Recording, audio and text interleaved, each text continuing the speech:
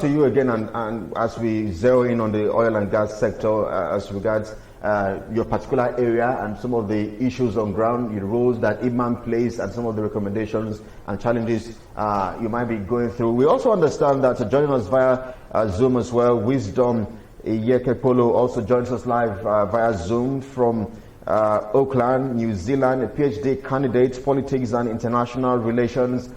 Wisdom, thank you so much for coming through on the program tonight. Again, I do appreciate you, especially in New Zealand, because it's early hours of the morning in New Zealand. But as a son of the soil, how are you receiving some of the events that played out the past week, where we saw videos of host communities exchanging blows at the presentation of the PNIB?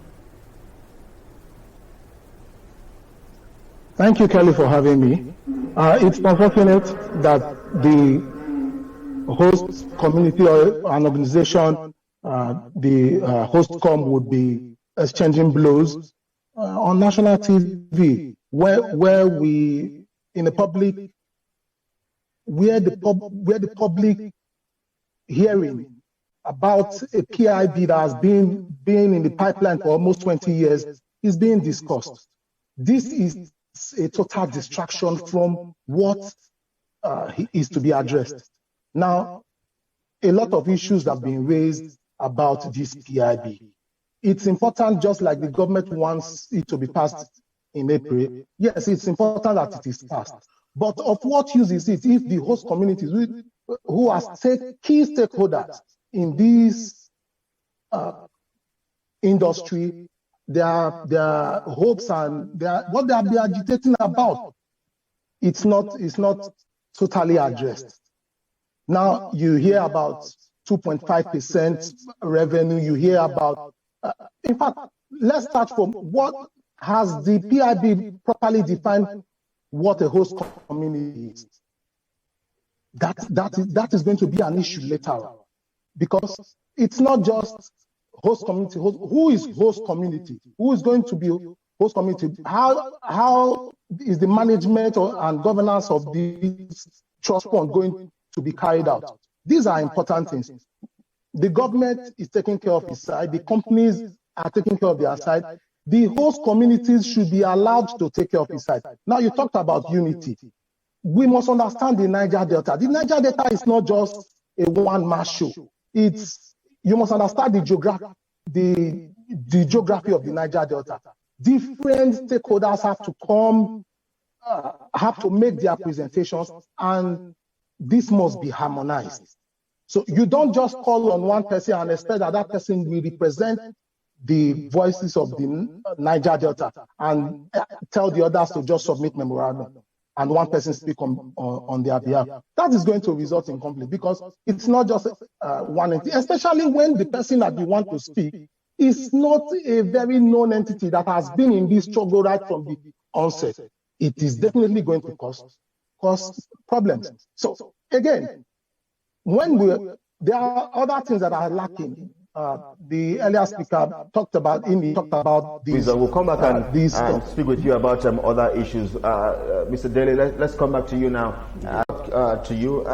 Wisdom, I believe you're still there with us, Wisdom from Auckland, New Zealand, because I was able to also study your thesis. You have made some very, very vital or valid points, rather, about the Boko Haram insurgents and all of that. But where you are receiving the news of what is playing out in Oyo and Ogun State, what are your initial thoughts?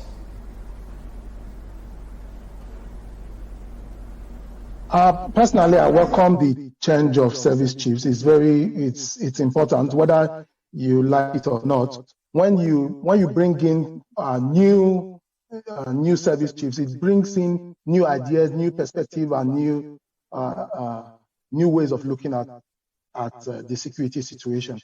However, I agree that this will not solve this insecurity in Nigeria, whether the herdsmen, farmers crisis, or the insurgency, or the banditry. It will not, or the kidnapping around the country. It would not. It would not solve it. Now, again, the other guest talked about state police. My problem with the state, okay, if we are talking about state police that you don't have enough policemen, why don't we? I'm not against state police. Yes, we can have state police, but if it's about the number of policemen, that's why we are canvassing for state police. Why can't the whatever funds the states want to use to pay these state police, why can't these funds be harnessed and more police be employed at the federal level? Okay. But, however, I'm not against the state police. My problem generally about this change of service chiefs, bringing buying more weapons, introducing state police, is that we are only concentrating on coercive means of solving these crises, this problem. No, we cannot solve this problem this way.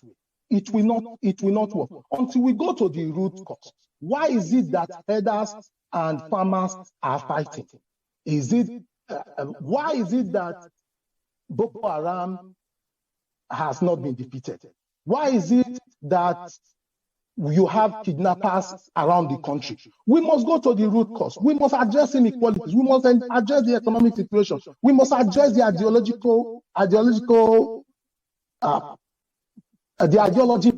that drives this kind of ideas. Until we address the root, whether you buy weapons or train the police, you are only trying to use coercive means to solve the symptoms instead of solving the basic problem of the country. You can hold meetings here and there and bring in weapons. It will not solve these things, like the case of Boko Haram. It will not. We can. If I can thank you so much. I'm sure we need to wrap up on the show now because we are pressed for time.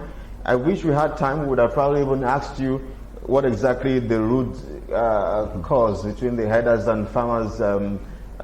What exactly is always the root cause of their problems? Can you comment on that in 30 seconds, if you can, if you may? Yes. We can have, now you have farmers who want to protect their crops. You have herders who want to feed their cattle.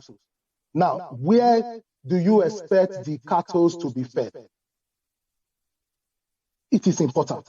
Until you are able to reorient.